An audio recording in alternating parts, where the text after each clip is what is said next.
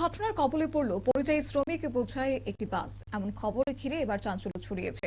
মূলত ভোটদানের পরে দেশের বাড়ি থেকে কর্মস্থলে যাওয়ার সময় এই দুর্ঘটনা ঘটেছে বলে জানা গেছে। এই ঘটনায় মহিলা, শিশুসহ 4 জন আহত হয়েছে। গভীর রাতে বাস চালকের অন্যমনস্কতার কারণে রাত্রি প্রায় 2টো নাগাদ মঙ্গলপুর শিল্পতালুক এলাকায় রানীগঞ্জ স্কয়ারের কাছে 19 নম্বর জাতীয় সড়কে দুর্ঘটনার কবলে পড়েছে যাত্রী বোঝাই একটি বড় বাস।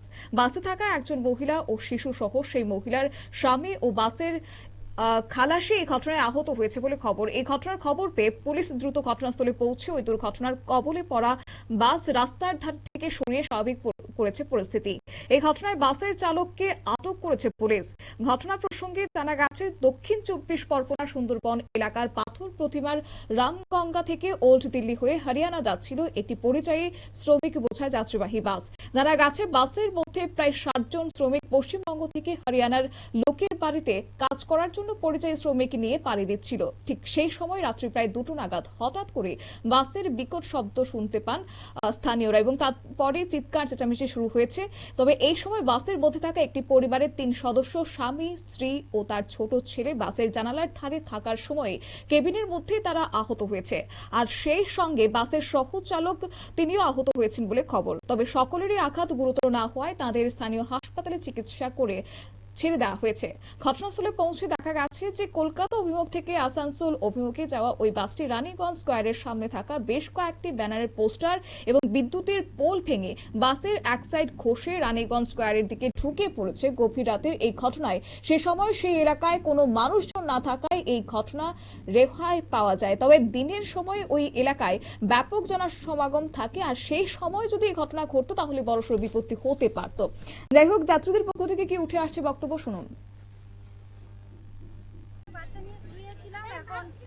হঠাৎ দেখছি মানে একটা আওয়াজ হয়ে যাওয়ার পর পুরো সীসা একদম 4 নম্বর ইয়ে থেকে সীসাটা ভেঙে গেছে।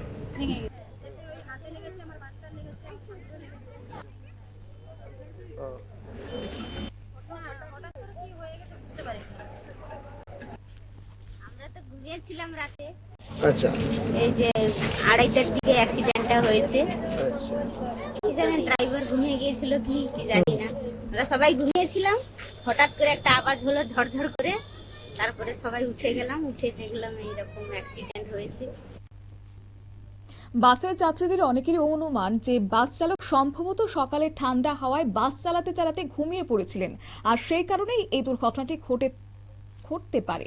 এই ঘটনার খবর পেয়ে রানীগঞ্জ থানার পাঞ্জাবি মোড় ফাঁড়ির পুলিশ এবং রানীগঞ্জ ট্রাফিক বিভাগের পুলিশ দুর্ঘটনাস্থলে পৌঁছে দ্রুত সকল যাত্রীদের উদ্ধার করেছে। পাশাপাশি অন্য বাসে করে সকল যাত্রীদের গন্তব্যে পৌঁছে দেওয়ার জন্য উদ্যোগ নিয়েছে। এই ঘটনায় পুলিশ ওই গাড়ির চালককে আটক করেছে বলে শেষ খবর পাওয়া গেছে। নিয়ে নিচ্ছে ছোট্ট একটি বিজ্ঞাপন বিরতির, সঙ্গে থাকুন।